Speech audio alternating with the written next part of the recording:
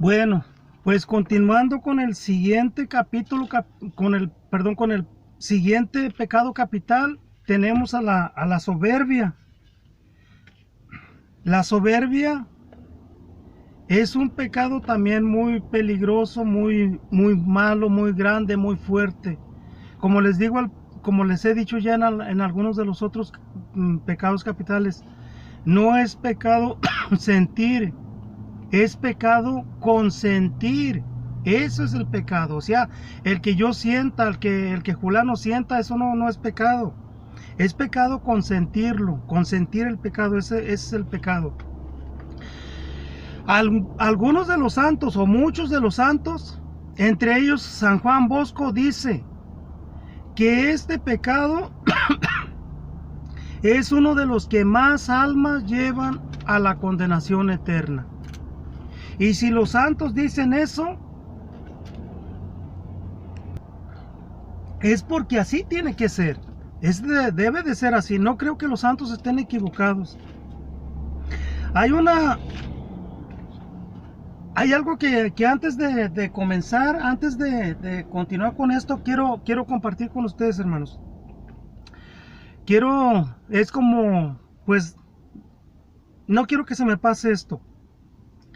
Este pecado no es como los otros pecados capitales que los puedes enfrentar. Es más, que los tienes que enfrentar.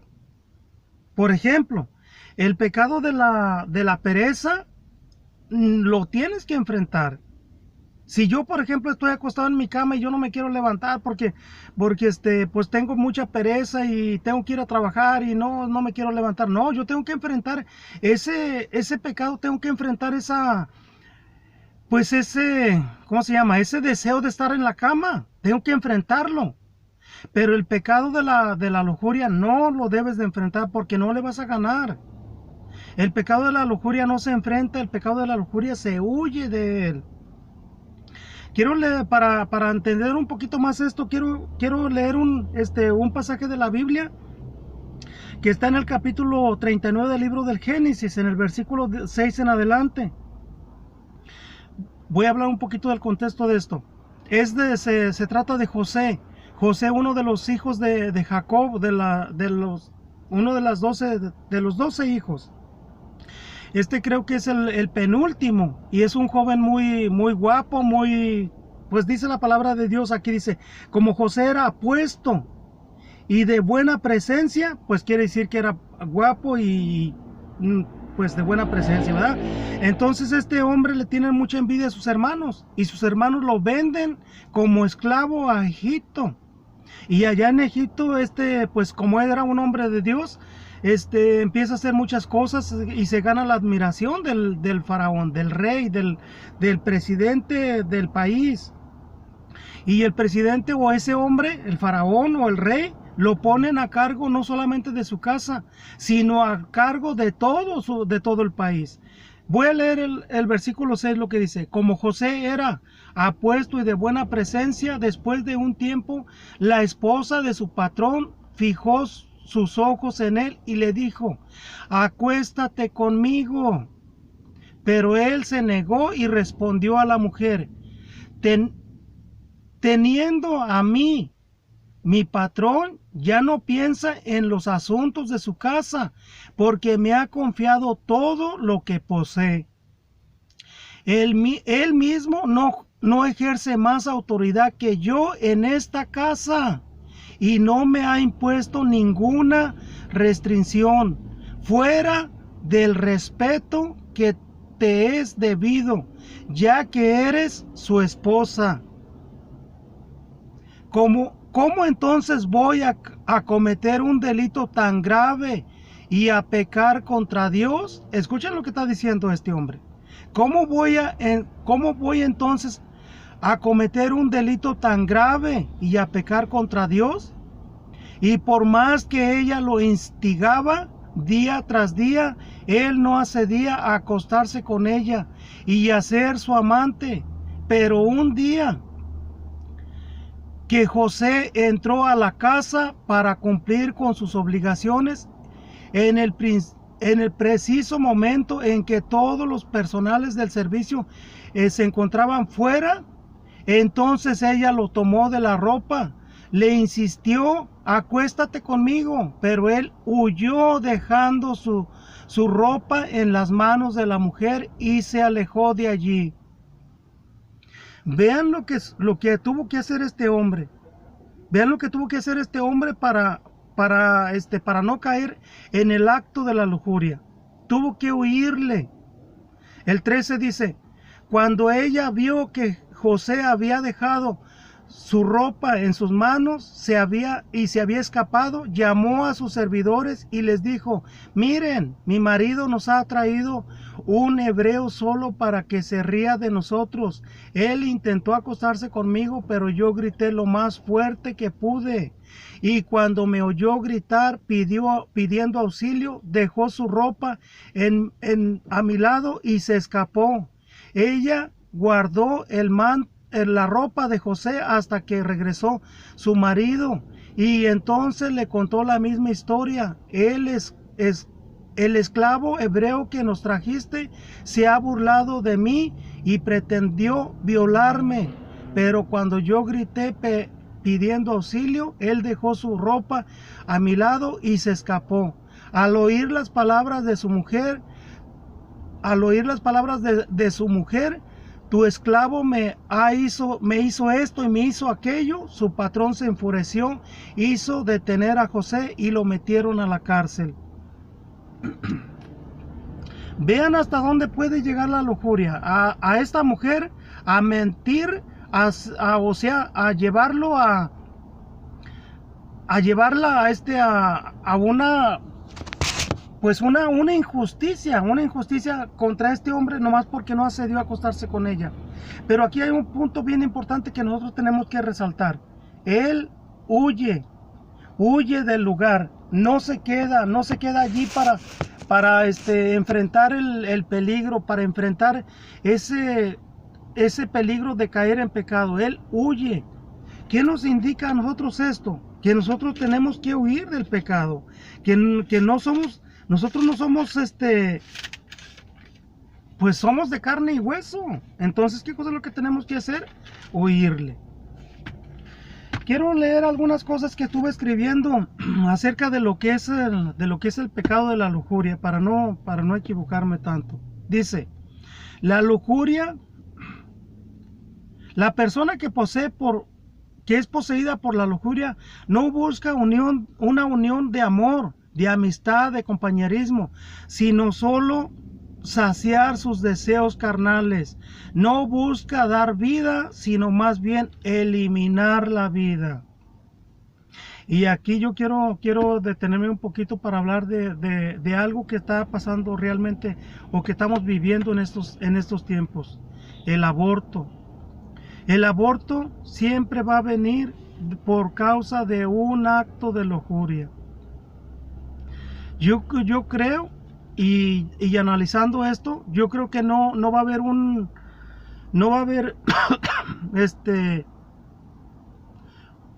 aborto que no haya sido por un acto de lujuria, excepto a lo mejor alguna mujer que haya sido violada, y por causa de la violación quiere abortar a su hijo o aborta a su hijo. Pero también por ella no es por un acto de lujuria, pero por parte del hombre sí. Entonces podemos darnos cuenta de que todos los abortos, todos los actos de aborto vienen por causa de un acto de lujuria. Y si es así como yo estoy pensando, o si es así como yo estoy viendo las cosas, ¿qué quiere decir esto?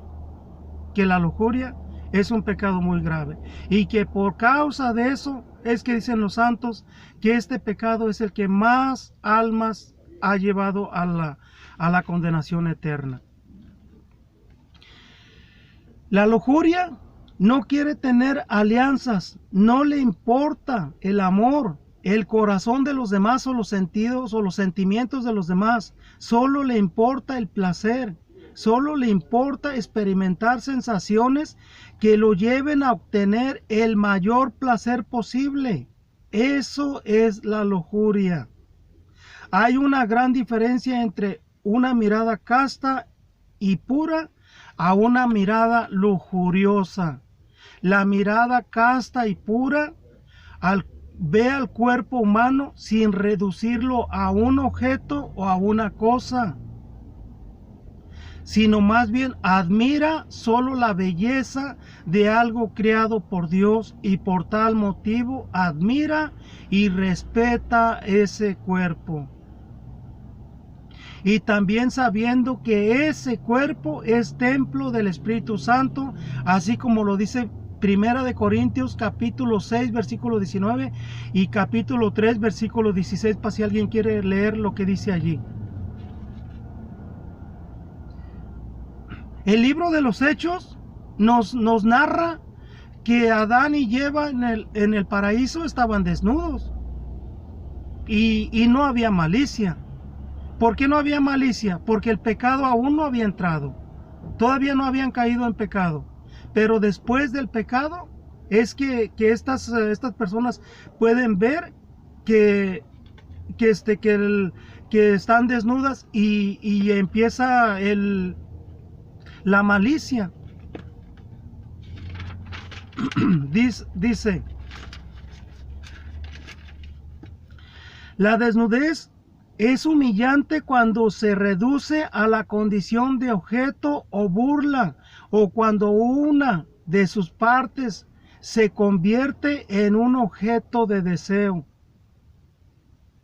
Las relaciones sexuales solo son lícitas dentro del matrimonio, porque el matrimonio es el único contexto educado en el cual se puede realizar la unión sexual sin que sea una mentira o un pecado. ¿Por qué sin que sea una mentira o un pecado? Porque en las relaciones sexuales fuera del matrimonio o dentro de la lujuria, solo se dicen puras mentiras. Puras mentiras, allí no hay nada de verdad, todo es una farsa. Y no quiero repetir las cosas, o no quiero decir las cosas que se dicen en una relación de lujuria, porque es algo que no, es algo muy, muy, muy malo.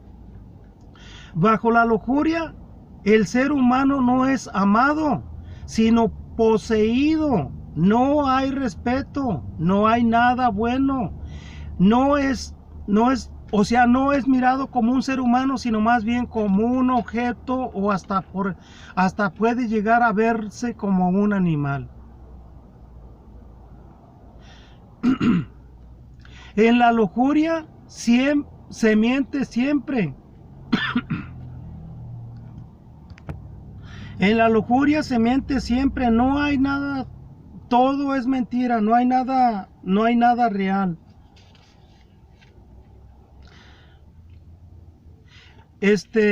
Causas que causan todo esto, pues la vestidura, la forma de hablar, la forma de expresarte delante de las personas, la forma de vestir. Oigan, a veces pues de plano, bueno, yo no quiero hablar de esto, ¿verdad? Pero es que hay ocasiones en que las personas se visten de una forma que pues caray, hombre.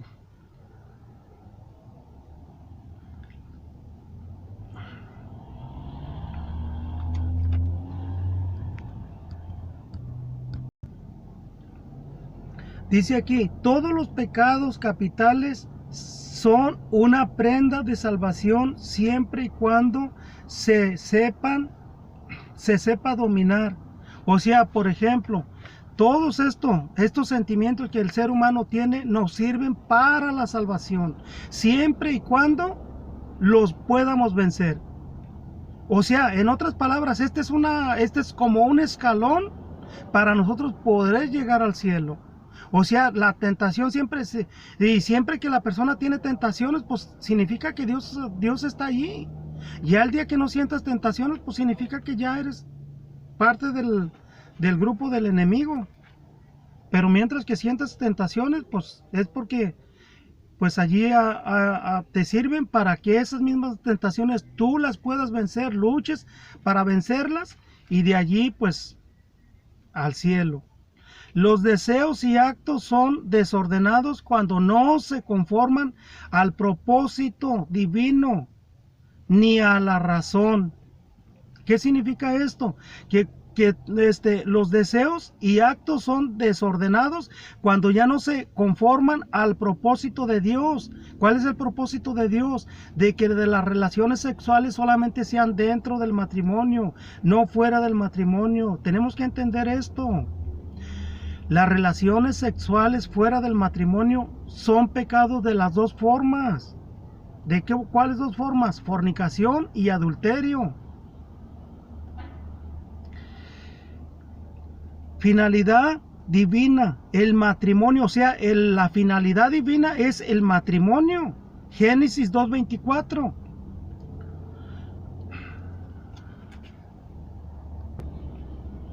San Agustín dice, el deseo carnal consentido se vuelve hábito y el hábito no combatido se vuelve necesidad. Esto es muy peligroso, hermanos. ¿Por qué? Porque hay hábitos, hay pecados que se vuelven un hábito y eso lo tienes como un hábito y ya puedes decir, no, no es pecado, todo mundo lo hace. No porque todo mundo lo haga significa que no sea pecado. No porque todo mundo tiene relaciones sexuales con uno, con otra y con otra o con todo el mundo, significa que no sea pecado. No porque las personas estén viviendo en unión libre y porque todo el mundo vive en unión libre significa que no sea pecado. Sigue siendo pecado. Dios no cambia, Dios es el mismo ayer, hoy y será mañana lo mismo. El hábito se puede convertir en un vicio que lo puedes querer tener todos los días. Todo esto de la pornografía es un hábito, es un vicio, es como una droga. Las drogas, el que usa drogas se le convierte en un hábito y ya el día que no las usa, pues ya no está a gusto. Una de las cosas que se pueden hacer y que debemos hacer es evitar las ocasiones de pecar. Esa es una de las formas, o esa es una de las cosas que no se nos tiene que olvidar y que se tiene que trabajar todos los días. Si yo ya sé que en esto caigo, o si yo ya sé que voy a caer allá, o si yo ya sé que aquí siempre, pues hay que evitarlo, hay que tratar de evitar las ocasiones de pecar. El orgullo y la lujuria, dice, el orgullo y la lujuria son la principal causa de condenaciones de almas, de condenaciones de las almas de los seres humanos.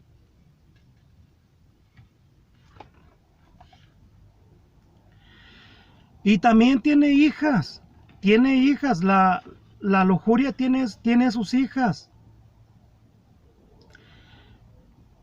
La ceguera, por ejemplo, la ceguera y entorpecimiento espiritual es una de las cosas de las hijas de la lujuria. ¿Qué significa ceguera y entorpecimiento espiritual?